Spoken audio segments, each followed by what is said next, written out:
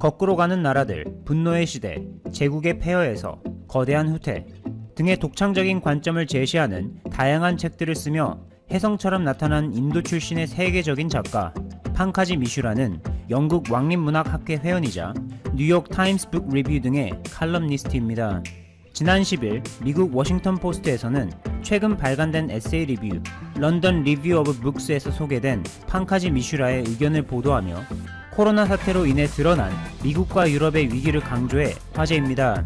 미슈라 작가는 코로나19 사태에 대응하는 과정에서 유럽은 물론이고 세계 초강대국인 미국조차 감염증 확산을 효과적으로 막지 못하고 확진자 수로 매일매일 최고치를 경신하고 있는데 반해 한국을 필두로 아시아 국가들은 발빠른 검사와 이동통신 회사 및 신용카드 회사와의 긴밀한 협력으로 신속하게 위치 정보를 확보해 추가 감염 확산을 막고 높은 시민의식을 기반으로 적극적인 사회적 거리두기를 시행하는 등 더 이상 슈퍼파워 미국은 없고 떠오르는 아시아만 보인다고 말하는데 특히 미슈라는 한국을 그 흐름의 핵심부로 부각하고 있습니다.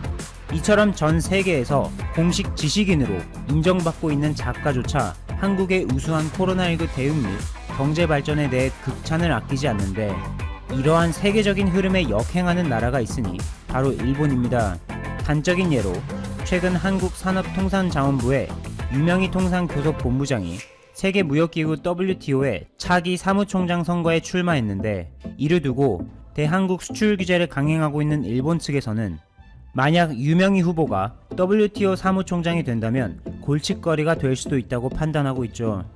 니케이, 마이니치신문, 상케이신문 등 일본 언론에서는 WTO 제소로 한일 분쟁이 본격화되면 일본에게 불리한 판결이 나올 수도 있다는 우려와 함께 이번 WTO 사무총장 선거에서 유력한 후보로 아프리카 나이지리아 출신의 현재 세계 백신 면역 연합 가비 이사회 의장인 오콘조 이웰라 후보를 꼽는다고 보도하며 한국을 견제하기 바쁩니다.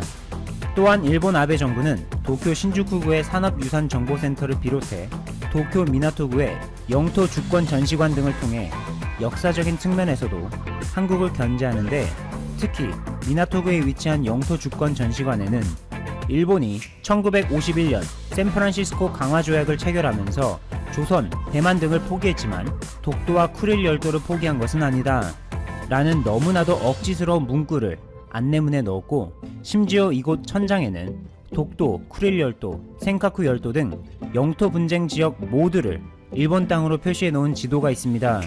참고로 독도는 의심의 여지 없이 당연히 한국 땅이고 쿠릴 열도는 러시아 동부 사할린주에 속한 열도인데 캄차카 반도와 일본의 홋카이도 사이에 56개의 크고 작은 섬들이 줄지어 분포하고 있습니다. 한편 센카쿠 열도의 경우 일본의 오키나와에서 서남쪽으로 약 410km, 중국 대륙에서는 동쪽으로 약 330km, 대만에서는 북동쪽으로 약 170km 떨어진 해상에 위치한 8개의 무인도로 이루어져 있는데 현재 실제적으로 지배하고 있는 일본은 1885년에 무주지를 선점했고 샌프란시스코 강화조약에서는 국제법상 적법하게 센카쿠 열도를 이양받았다고 주장하는 반면 중국 측에서는 역사적으로 오래전부터 중국의 영토였으나 1894년에 발발한 청일전쟁에서 패배한 중국이 시모노세키에서 체결한 강화조약에 따라 일시적으로 할양했을 뿐이고 제2차 세계대전에서 패배한 일본으로부터 마땅히 돌려받아야 했지만 아직까지도 일본이 그러지 않고 불법으로 점거하고 있다는 주장이죠. 독도 문제를 비롯해 역사 왜곡이 심각한 일본에서 교육을 받고 자라는 일본의 젊은 세대는 점차 역사의 진실로부터 둔감해지면서 군함도가 과거 많은 조선인들이 강제 노역에 동원된 곳이라는 사실은 전혀 모른 채 007 영화가 촬영된 장소로만 알고 있어 충격입니다. 역사 왜곡을 포함해 평소 한국을 깎아내리는 충격적인 사례는 일본 정부 외에 일본의 일부 기업에서도 찾아볼 수 있습니다. 최근 법정 투쟁까지 갔다가 1심 판결이 나온 케이스를 소개해보자면 일본 오사카에 위치한 회사 후지주택은 도쿄 증시 일부에 상장된 부동산 대기업으로 지난 2013년부터 장기간 사내에 혐한 문서를 배포해 왔는데 이 기업에서 일하는 제1한국인 여성이 회사 측의 심각한 부당행위를 보고 참다 못해 2015년부터 최근까지 약 5년간 법정 투쟁을 벌였고 지난 2일 마침내 1심에서 승소 판결을 받았습니다. 이번에 법정 투쟁까지 끌고 간 문제의 문서에는 한국은 영원히 날 줄 아는 국가로 거짓말 행태는 세계에서 유례를 찾기 힘들 정도다. 한일 갈등을 유발하는 한국의 목적은 배상금으로 뇌물을 당연시하는 민족성이 있다 등을 비롯해 차마 입에 담기조차 어려운 더 높은 수위의 혐한 발언이 담긴 문서가 너무나도 태연하게 회사 내에서 배포되고 있던 것입니다. 이번에 오사카 지방재판소에서 일부 승소 판결을 받은 제1한국인 여성이 2019년도 기준으로 매출액 1104억엔, 종업원 1000명 규모의 대기업과 홀로 외로운 법정 투쟁을 벌이며 지금까지 얼마나 힘들었을지 감히 상상조차 하기 어렵습니다. 하지만 이러한 일본의 온갖 시비와 견제에도 불구하고 지금의 한국은 직면한 상황에 최선의 대응책으로 맞서며 오히려 일본을 무너뜨림과 동시에 한국의 위상을 드높이며 세계에 한국을 알리고 있는 실정이죠.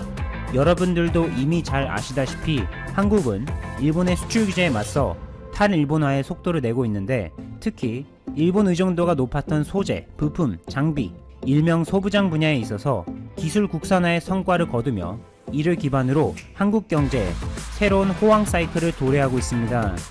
문재인 대통령은 지난 9일 일본 정부의 수출 규제 조처 1년을 맞아 경기도 이천에 위치한 SK하이닉스 이천 캠퍼스를 직접 방문한 바 있는데, 이는 일본이 수출 규제를 강행한 후 벌써 11번째 현장 방문으로 소부장 분야의 현장 관계자들과 허심탄회하게 대화하는데, 물론 어려움은 있었지만 직접 부딪혀서 해보니 할 수 있다는 자신감을 얻었다. 한국은 기습적인 무역 보복에 나섰던 일본과는 다르게 글로벌 공급망의 안정에 기여하며 적극적으로 국제사회와 협력할 것이다 라며 대응하는 단계를 넘어 세계 강국으로 도약할 것을 강조했습니다. 한편 일본 정부가 강행한 수출 규제에 역으로 피해를 받고 있던 일본 반도체 소재 기업 중 하나인 도쿄 오카공업의 경우 더 이상 손 놓고 있다가는 삼성전자라는 매우 중요한 주요 고객을 잃을까봐 일본 정부의 규제를 피해 인천 송도에 위치한 한국 기업 삼성물산과 합작해 법인을 만드는 등 삼성전자의 납품을 이어가려 애를 쓰고 있죠. 지금까지 살펴본 것처럼 한국이 일본을 떨쳐내며 전 세계에 미치는 영향력이 무서운 속도로 커지고 있는데, 이는 경제적인 측면에서 뿐만 아니라 문화적인 측면에서도 쉽게 찾아볼 수 있습니다. 대표적인 예로 최근 전 세계에서 한복에 대한 관심이 커지고 있습니다. 이제는 세계 최고의 보이밴드로 자리 잡은 한국의 자랑 방탄소년단의 멤버 중 한 명 슈가가 지난 5월 22일에 어거스트 D라는 이름으로 발표한 신곡 대취타를 통해 세계에 한국 전통 음악을 널리 알리는가 하면, 지난달 26일에는 YG 엔터의 대표 걸그룹 블랙핑크가 힙한 한복 컨셉으로 컴백해 국내외 팬들과 언론으로부터 큰 관심을 받았습니다. 특히 블랙핑크의 신곡 How You Like That 뮤비는 유튜브에서 32시간 만에 1억 뷰, 8일 만에 2억 뷰를 달성하는 신기록을 세웠는데, 블랙핑크 멤버 4명 모두가 각각 샤넬, 생로랑, 셀린, 버버리 등의 명품 패션하우스를 대표하는 뮤즈일 정도로 세계에 대한 영향력이 강해 이번 한복 패션이 더욱 화제가 됐습니다. 이번 신곡 뮤직비디오에서 샤넬 등의 화려한 명품 컬렉션과 함께 나란히 공개된 한국의 전통 의상 한복은 지난해 10월 캐나다 밴쿠버 패션 위크에서 선보였던 것으로, 놀랍게도 설립한 지 2년차 밖에 안 된 스타트업 한복 브랜드 다나주단의 젊은 디자이너의 작품이었습니다. 다나주단을 운영하는 대표이자 디자이너 다나씨는 대학교에서 중어중문학과를 전공했고, 제주도 카지노에서 딜러와 영업직으로 일하는 등 디자이너로서는 독특한 경력을 가지고 있는데, 처음에는 작게 온라인 한복 대여 사업으로 시작하면서 한복에 대해 전문적으로 공부하기 위해 조선 궁중복식 연구원에서 조경숙 명인에게 전통 한복과 궁중 한복 제작법의 가르침을 받았고, 현재는 성균관대 의상학과에서 해당 석박사 과정에 재학하면서 다나주단을 운영하고 있습니다. 이번에 블랙핑크가 입어 유명해진 한복에 대해 잠깐 살펴보자면, 먼저 멤버 제니가 입은 분홍색의 의상은 조선시대 선비들이 입었던 도포로 총 길이 74cm 중 하단 부분을 잘라 짧은 자켓처럼 연출했고, 그 위에 방한용 조끼에 해당하는 배자를 입어 패션을 완성했습니다. 또 다른 멤버 로제가 크롭탑 위에 걸친 검은색 겉옷의 경우 조선시대 무관들이 입었던 공복, 천릭으로 원래는 붉은색 혹은 다양한 색을 띠는 것이 일반적인데 이번에는 검정색으로 색다른 느낌을 연출했죠. 겹침과 노출의 미학이라고 평가받는 블랙핑크의 이번 한복 컨셉은 개량 한복과는 또 다른 힙한 멋을 전 세계에 알리며 한국 전통 의상 한복의 활용에 있어서 무한한 가능성을 제시한 사례로 볼 수 있습니다. 기존에는 동양 여성의 패션에 대해 많은 외국인들이 일본의 기모노 혹은 중국의 치파오를 떠올렸다면 이번 블랙핑크의 힙한 한복 컨셉은 전 세계 많은 사람들에게 한복에 대한 강렬한 인상을 심어주면서 한국 전통 의상에 대해 제대로 알리는 특급 외교를 하게 된 셈입니다. 한복 신진 디자이너 다나 씨는 이번 블랙핑크의 한복 의상에 대해 조선 왕실 궁중 보자기 유물에서 아이디어를 얻어 봉황문, 모란꽃 등의 화려하면서도 우아한 느낌을 주는 무늬로 한국의 전통을 살리면서 동시에 현대적인 분위기를 가미해 이번 한복 열풍을 주도했습니다.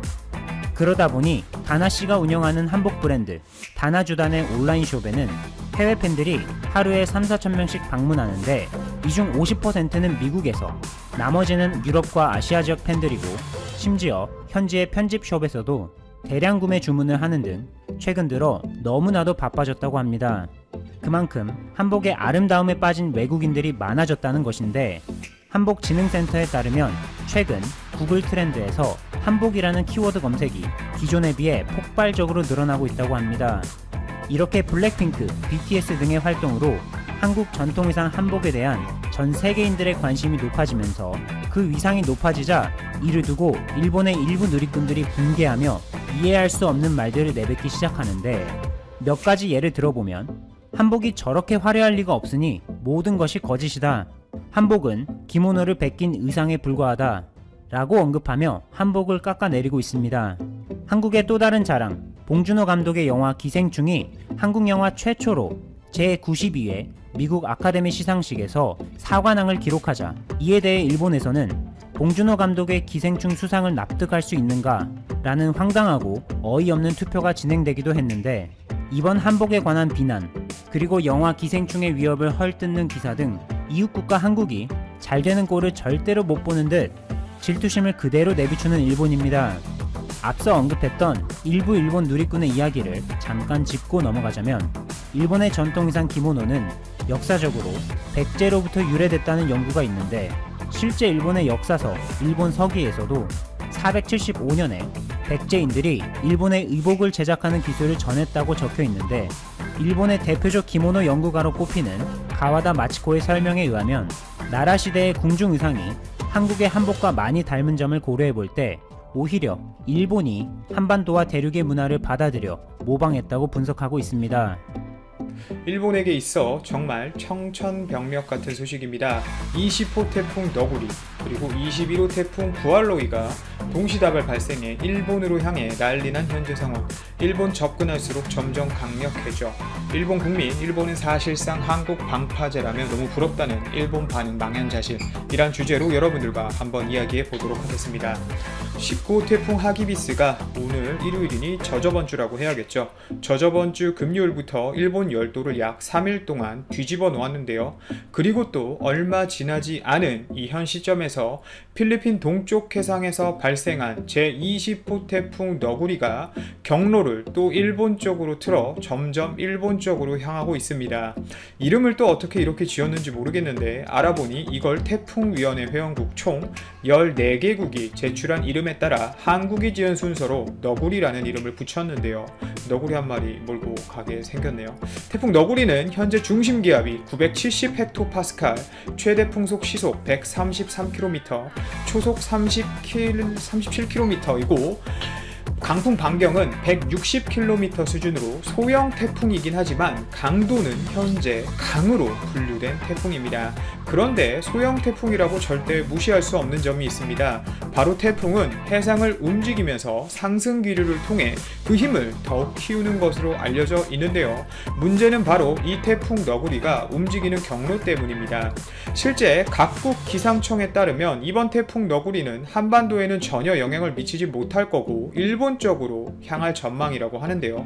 현재 한국은 운이 좋게도 북서풍의 차가운 대륙성 고기압의 영향을 받고 있어 태풍이 북상하기 힘든 상황입니다. 그리고 현재 태풍 너구리뿐만이 아닙니다. 태풍 너구리가 당장 내일부터 본격적으로 일본에게 영향을 미칠 예정인데 또 21호 태풍 푸알로이까지 현재 필리핀 해상에서 발생해버린 것입니다. 아직 강도가 약한 소형 태풍이지만 현재 이 푸알로이 같은 경우는 실제 일본으로 접근하면 접근할수록 강도가 강해지는 것으로 예측이 되고 있어 일본도 굉장히 긴장을 하고 있는 상태라고 하는데요. 특히 경로 자체가 이 하기비스와 비슷할 것으로 예상이 되어 하기비스의 피해 복구가 한창 진행 중인 상황에서 일본은 추가적인 인명피해 등이 있을 것으로 예상하고 있어 잔뜩 긴장을 한 상태입니다. 조금 재미있는 점은 너구리는 우리가 지어낸 이름이지만 방금 말씀드린 21호 태풍 푸알로이는 아까 말씀드린 14개국 회원국 중 한 나라인 태국이 지어서 제출한 이름인데요. 푸알로이라는 이 뜻은 태국어로 바로 디저트라는 뜻입니다. 디저트의 한 종류인데 디저트 일본을 생각이 좀 많아지는 이름이네요. 2주 전 일본 열도를 강타한 태풍 하기비스로 인한 피해는 현재 재난과 마찬가지인 상황입니다. 천문학적인 재산 피해가 발생했고 인명 피해 또한 엄청난데요. 태풍 하기비스로 인해 사망 실종만 약 90명이고 부상만 약 350명에 달하고 부서지거나 침수된 가구만 약 1만 5천 채 이상으로 집계된 가운데 태풍 피해로 인해 못쓰게 되어 폐기해야 할 전자제품과 버려지는 목재 가구 양도 사실상 사상 최대가 될 것이라는 전망도 쏟아져 나오고 있는 상황입니다. 그리고 현재 인적, 물적 피해도 문제이지만 사실상 일본에 대한 세계 외신들의 비판의 목소리를 쏟아내고 있는 곳이 따로 있습니다. 바로 방사능 폐기물 자루 유실 사건인데요. 일본 열도를 강타했던 19호 태풍 하기비스의 강력한 영향으로 방사능 폐기물 자루들이 곳곳에서 유실되는 정말 말도 안 되는 초유의 사태가 있었습니다. 실제 방사성 폐기물들이 유실됨과 동시에 태풍 피해로 인해 방사능 오염토에 대한 보관소 또한 발빠르게 확인하고 대응할 수가 없어 세계 외신들은 이런 파렴치한 일본 당국의 모습을 아주 강력하게 비난하고 있는데요. 실제 일본이라는 나라에서 이 정도로밖에 대처할 수 없는 것이냐, 정말 방사능 문제를 해결할 생각이 있는 것이냐, 결국 러시아, 중국, 미국 등 강대국이 나서야만 하는 것이냐, 세계를 상대로 하는 최악의 민폐국이다 라는 등의 아주 강력한 비난을 하고 있어요. 이런 일본의 모습은 분명 누가 봐도 원자력 발전사고 폐기물 관리 체제에 큰 구멍과 문제가 있는 겁니다. 그럼에도 불구하고 이 파렴치한 일본 환경상 신지로는 또 이런 어이없는 말을 합니다.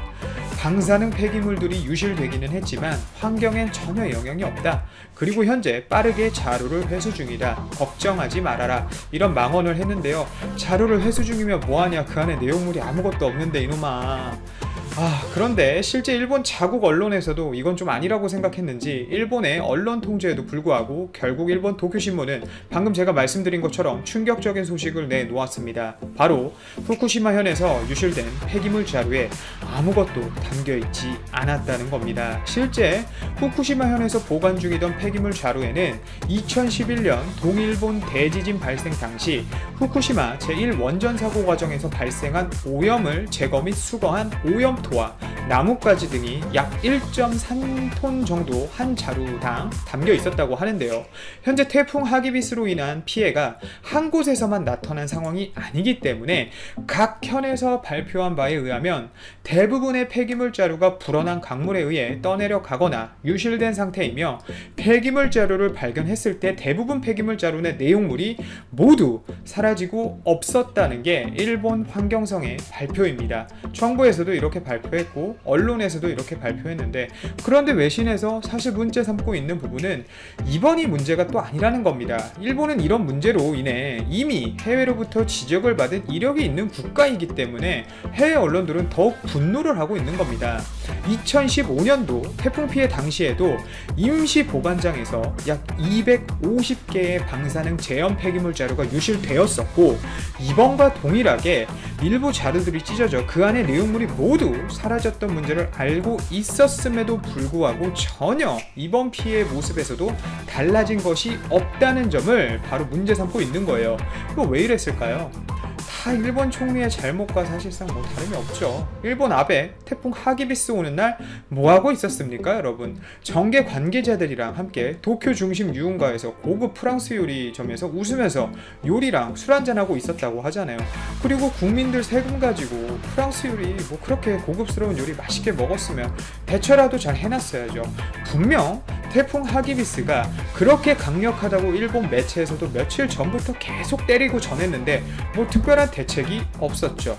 그리고 고급 프랑스 요리 먹고 술 한잔 한 다음에 정신 잃고 비대위 집결소 뭐 이런 곳으로 간 것도 아니라 또 관저로 갔잖아요, 쉬러. 그리고 관저 가서 태풍 다 지나간 다음 일요일 오후에 일요일 오전이죠. 오전에 11시쯤 딱 눈곱 떼고 나와가지고 어슬렁 나와가지고 아이고 큰일 났네, 태풍이 지나가서 난리가 났구나, 비대위 결성하자 해서 일요일 오후 5시 태풍 다 지나가고 일본 작살 난 다음에 비대위를 정확하게 결성했습니다. 그리고 또 비대위 결성한 다음에 바로 한 행동이 뭔가요? 뭐 지시를 내리거나 이런 게 아니죠. SNS입니다, 여러분. 아시나요? 지금 일본 럭비 올림픽 진행됐었죠. 럭비 올림픽 진행되고 있는데 누가 지금 이 시국에 럭비 올림픽 일본 내에서 편하게 보고 있을까요? 일본 사람들이. 지금 아베 얘는 사람 아니라니까요. 생각이라는 이 시퀀스를 머리에서 하고 있는 건지를 모르겠어요. 가끔 보면 진짜 이 아베는 파블로스의 개 같아요. 강한 자 앞에서는 침 살살 흘리면서 꼬리 흔들고 약한 자 앞에서는 대뜸 세게 나오고 자국 뭐 국민들 뭐 피해 입어도 나 몰라라 하고 이거 그냥 습관이거든요. 이런 파렴치한 행동을 보여준 것이 두 번째이기 때문에 일본 국민들은 현재 엄청나게 분노하고 있는 상황입니다. 이제 문제는 더 커졌습니다. 오염토 같은 경우나 나뭇가지 같은 경우는 사실 이 방사능 반감기가 이렇게 다 돼가지고 사라지기 전까지 이제 물 흘러다니면서 세계 곳곳을 오염시키거나 일본 자국 토양에 쌓여가지고 계속 방사능을 내뿜고 있을 건데요. 총처럼 빵빵 쏘죠, 그냥 방사능이. 후쿠시마 지역뿐만 아니라 사실상 이번 하기비스의 피해로 일본 전역이 오염된 것과 마찬가지라고 생각하시면 되는 거죠.